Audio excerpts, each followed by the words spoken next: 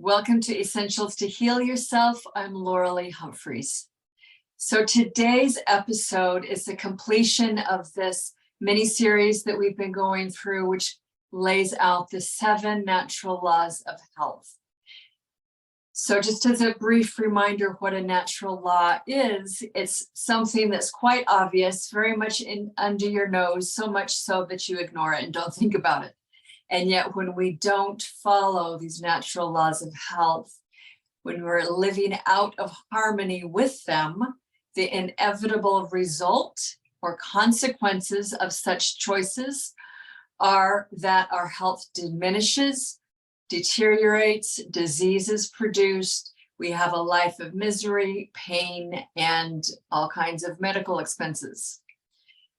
On the flip side, when we do choose to live our lives according to these natural laws of health, where we structure the activities and patterns of behavior and habits that create our lifestyle, when our lifestyle is such that it follows the wisdom of what the natural principles of health teach us, then we get to experience these effects of those choices, which are energy, health, vitality, clear mind, ability to focus and make decisions quickly, even healed emotions, emotional balance and health, physical balance or physical health, energy, longevity, all the things that we want. So today's natural law of health is something that in the last few decades, the establishment has really slammed hard against. And that is the need for sunshine. We've been taught to believe that sunshine is going to kill us, when quite the opposite is true. When you think about it, it's actually a ridiculous thing that sunshine is going to cause something in your body that will take you out. But let's not go there for right now. As with everything in this series, then I have combined the physical health care with your emotional, mental, psychological health care, which is under the understanding of your energy system, combining that with your health physical body, because they are two sides of the same coin. You cannot separate your energy system from your body, your psychological, mental, and emotional well-being with your physical well-being.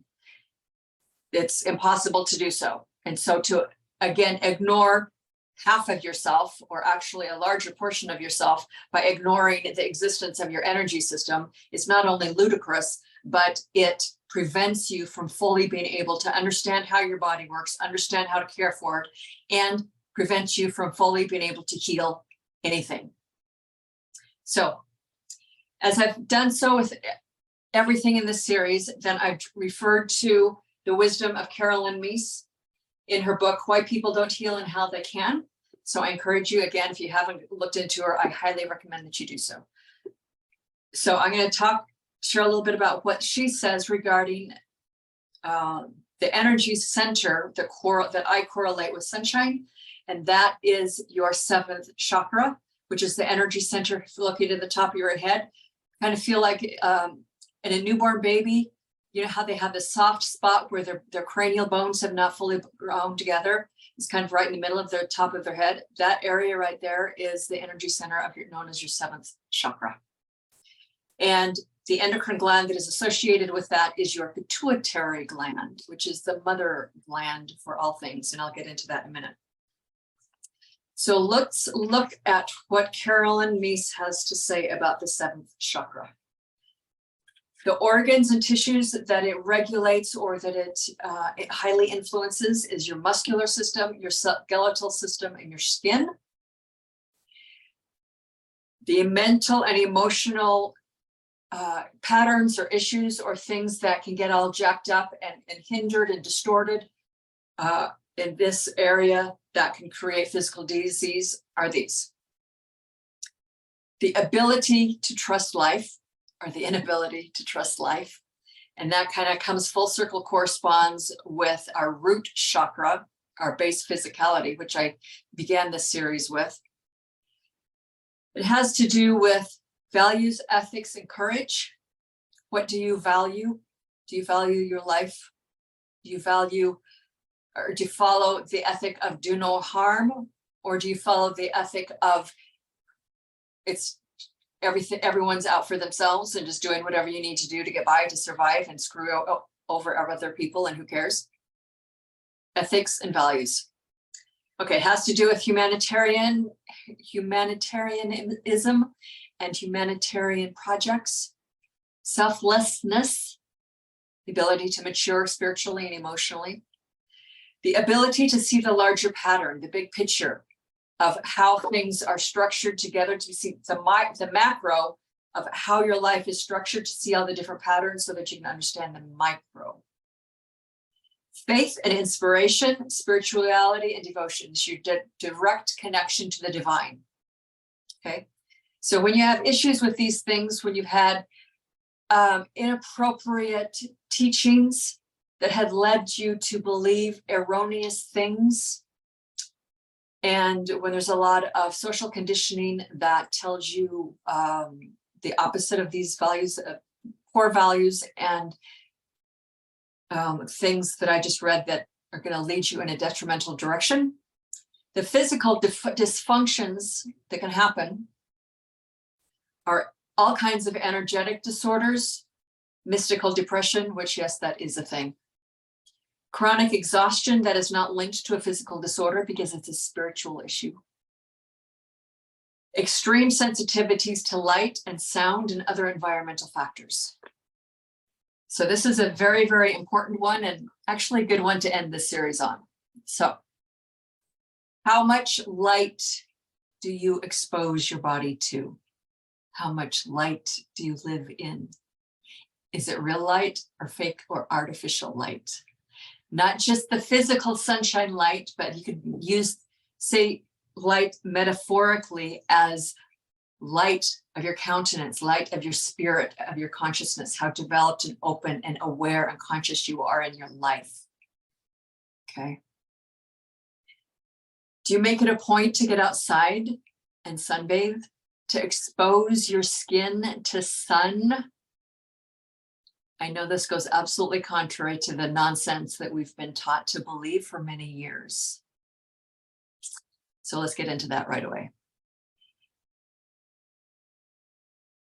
This seventh chakra correlates with the endocrine system, which is that the master gland of your endocrine system is your pituitary gland, which resides in the center of your head. And that sends out and makes hormones that regulate all the other glands in your endocrine system.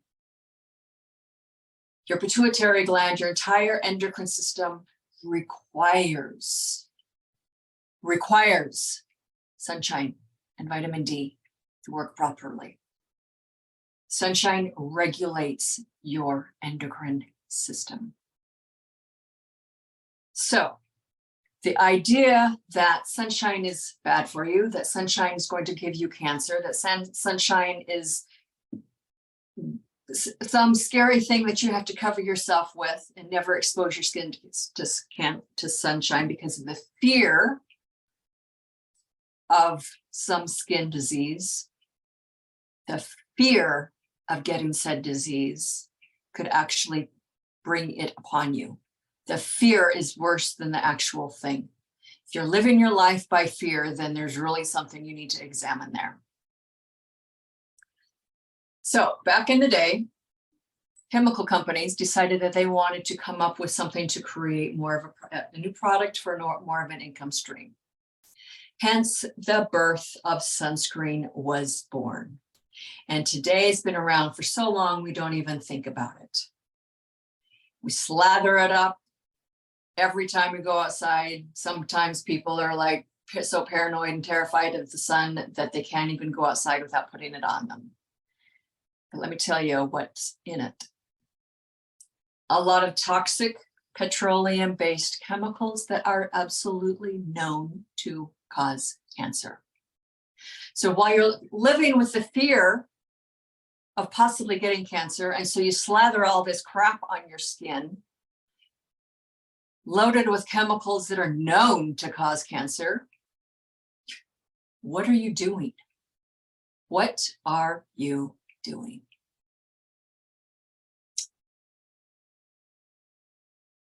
The body makes vitamin D through the exposure to sun. We have to have vitamin D. One of the reasons why there's so much skin cancer not only is all of the carcinogen toxic chemicals within the sunscreen, but the fact that that chemical cream stuff blocks the body's ability to make vitamin D. We're told that we have to use sunscreen because for the SPF factors and to block out the UV ray lights or the UV rays of light. There's a couple of different kinds of them. One of those kinds of UV light rays your body requires to make vitamin D. The other UV ray light is one that if you have too much exposure to, then that is what can cause the sunburns. Now, the sunscreens only block out one of those two kinds of UV ray lights. It blocks out the kind that you need to make vitamin D. And yes, it does prolong your ability to stay out in the sun. And there are lots of detrimental effects as a result of it. So yes, it's important to have some SPF protection, and you can do so by using other things that are non-toxic to the body, like coconut oil. Coconut oil has a natural SPF. You can always also use carrot seed oil and raspberry seed oil and wheat germ oil, as well as other things on the market. Just do a Google research or do a search online for natural sources or forms of SPF, and you'll find all kinds of things. You do not need to toxify your body with sunscreen every time you go out into the sun if you're afraid of not wanting to be out there for so long that you get a sunburn. Another reason that causes sunburns, as well as cancer, is the quality of your diet. If you do not have a diet that's high in antioxidants, then you're more prone to sunburns and skin cancers. High antioxidant foods are bright colored foods, especially lots of berries and fruits. Antioxidants, the chemicals that are known as antioxidants, those compounds, are the compounds within the food that give them their color. So if you eat a lot of reds and blues and purples and oranges, color and greens, colors of foods, every day, all day long, if that's a big part of your diet, then you're getting a lot of high antioxidants in your diet. You can also take whole food supplements that are of powders of the whole foods have been dried and ground up into powder if you feel like you're not quite getting enough. But there's no reason to be afraid of the sun. No reason to be afraid of getting out there, having it on your skin, exposing your skin to sunlight because your body requires it. I always like to bring up this point of if the sun really was the cause of cancer, then why is it that people are even here? Hundreds of years ago, or before the advent of electricity, people lived outside pretty much most of the time. They were always exposed to the sun because they were always outside doing their thing. So why didn't they get skin cancer? If the sun was actually that dangerous, and if it's actually out to get you and kill you,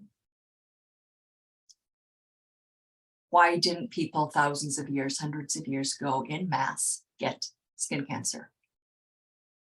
That alone should tell you something. Especially when you look at the rise of skin cancers, it's only been in the last several decades, which is corresponds with the rise of the use of sunscreens and the depletion of the quality of diet that people eat. So let's look at what the sun actually does for you. Why do you require it? As I mentioned, it stimulates and corresponds with the pituitary gland, which is the mother gland for your endocrine system. The sunshine, direct sunshine, stimulates your entire endocrine system. It regulates it, your moods, your mental outlook. If you don't get enough sun, then it's very common to go into depression. I mean, it's a known thing in the wintertime, especially in the northern climates, that people will get what's called SAD, or seasonal affective disorders, because they don't have enough sun, they don't have enough vitamin D. There's not enough sunshiny, clear days for them to get out and to absorb vitamin D. It throws everything off in the endocrine system. And so you get depressed and you just get low energy and foggy, and you don't want to do anything. And then your life becomes just blah. It's a real thing. So you've got to have sun for your endocrine system, as well as the production of vitamin D, which it's common knowledge, and I've mentioned it a few minutes ago.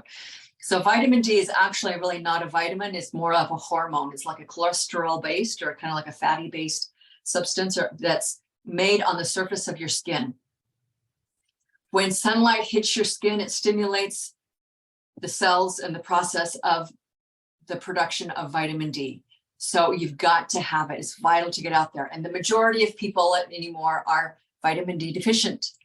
And that's why it's like a lot of people will supplement with vitamin D3, which is important. And it can't always take the place of actually trotting yourself out into the sun and exposing your skin to sun. Your skin requires it. Your body requires sunlight. It's also something that will help regulate your nervous system. It's one of the reasons why just going outside in the sun, going for a walk, it calms you down if you're all jacked up and your nerves are all over the place, you're anxious and fearful, and your mind is running away with yourself. Go outside in the sun and go for a walk. And the sunshine can just help calm your nervous system.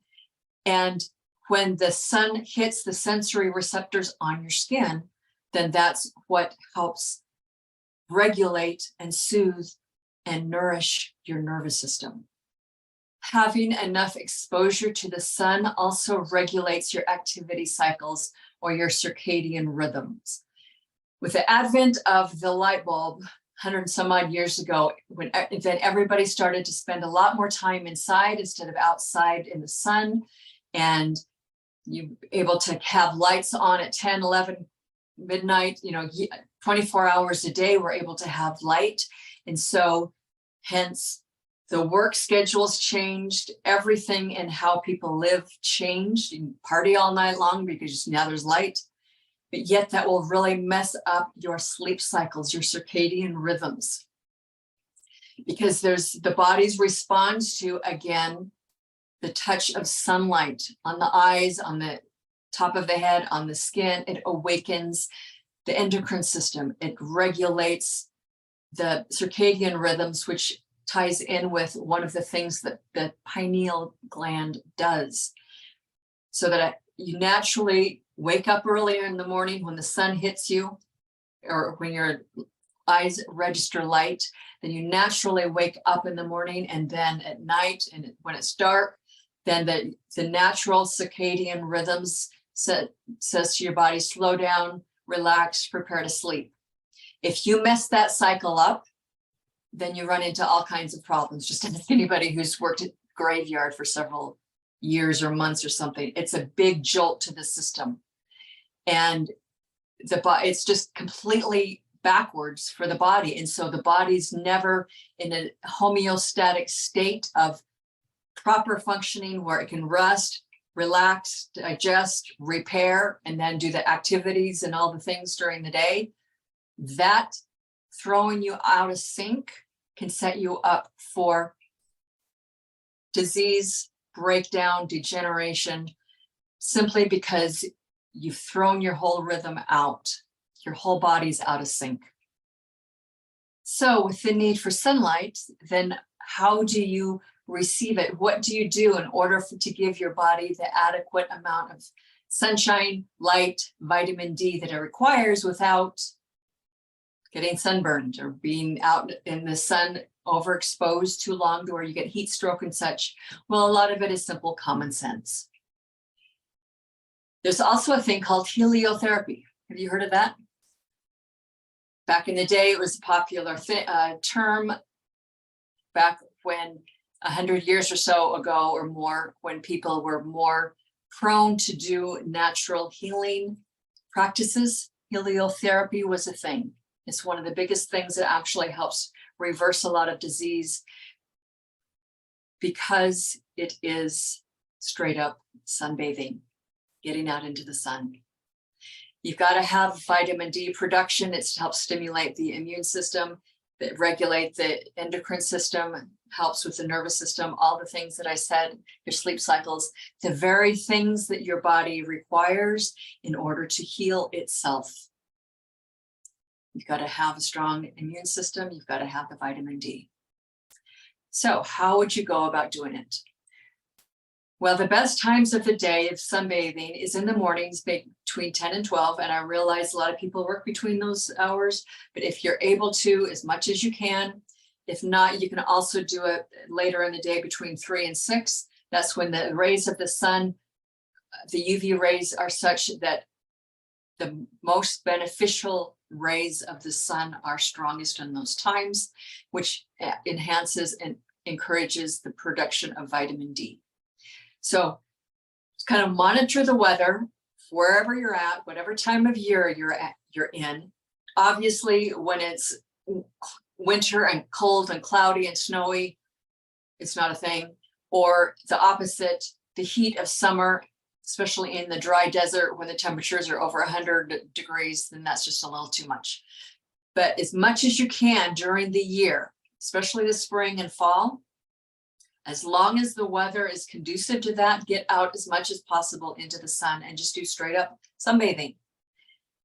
Start with about 10 minutes on your front side, 10 minutes on your back side, and gradually work up to about maybe 15, maybe even 20 minutes, again, depending on the temperature and the climate, of 10 minutes front side or 15, 20 minutes front side, 15, 20 minutes back side. So that you're exposing as much of your surface area, as much of your skin to the sun. And yes, I said skin. Expose your skin to the sun. That does not mean cover your body with clothes. Get out into a swimming suit, expose your skin to the sun. That's what is required for all of the health benefits. The sunshine has to actually touch your skin. If you're concerned, then use some coconut oil and just use common sense. Don't stay out so long that you cook yourself into a red lobster. That's one of those duh factors. Stay out 10 to 15 minutes, front side, 10 to 15 minutes, back side, and then go about your day. Over time, then your skin will develop a nice, healthy tan.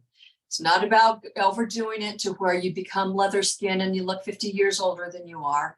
It's not about hooking yourself to a red lobster. It's just giving yourself enough for your skin to do what it needs to do to receive the sunlight that it needs. Common sense. So I'll finish today with a little story of an experience that I had to illustrate the point of all of this. So several years ago, I moved from Las Vegas to Northern California near the coast. And over there, then it was a little cooler. And it also was more rainy and had a lot more cloud cover over the course of the whole year. And so being here in Las Vegas, which is like intense sun most of the days, all year long, a lot of sunshine, and then going to Northern California near the coast, it really was quite a jolt for me because I went from bright sunny to cloudy rain. And not just cloudy rain for a few days, but cloudy rain for a lot of days, many days. And my body just kind of went into a freak out mode. And it's difficult to really describe how it felt because it was just completely out of sync. It's just something was just off. I didn't feel right. And then I made the connection. It's like, oh, because I'm not getting the sun, the light that I'm used to. And so it took quite a while, several months actually, for my body to acclimate to that climate of not having as much sun, with having a lot more clouds and a lot more rain. And it was just such an eye-opening experience of just the sense of my body being completely off kilter because I didn't get the sun, the vitamin D, all of the things that my body requires that it had gotten used to. So I encourage you, re-educate yourself, which is what a lot of my videos and all this whole podcast is about. Allow yourself to learn true principles, allow yourself to be re-educated, to drop and let go of things that you've been taught that do not contribute to your overall health and well-being. Allow yourself to be open-minded enough to question what you've been taught and to actually look at, it's a function of consciousness, to look at and assess your life. Am I receiving the results that I want with what I have been doing, with what I've been taught to do? Just because you've been taught to do something all your life, like slather on sunscreen, doesn't mean it's a true principle, does not mean that it's contributing to your health. In fact, it's quite the opposite.